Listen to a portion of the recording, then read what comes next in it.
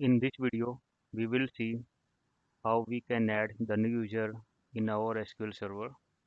All we have to go to the security, then log in and right click on it and create the new login. Give the name.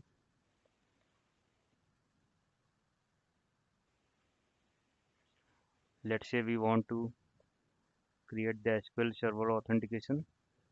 We have to give the password.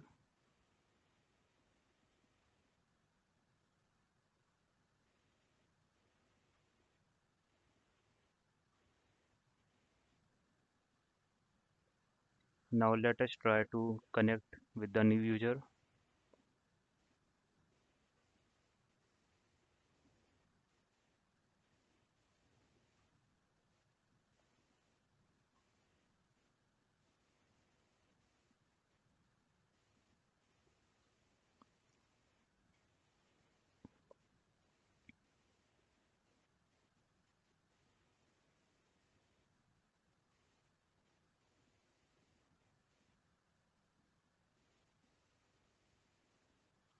So now we can see we are connected to the SQL Server with the help of the new user that we have created.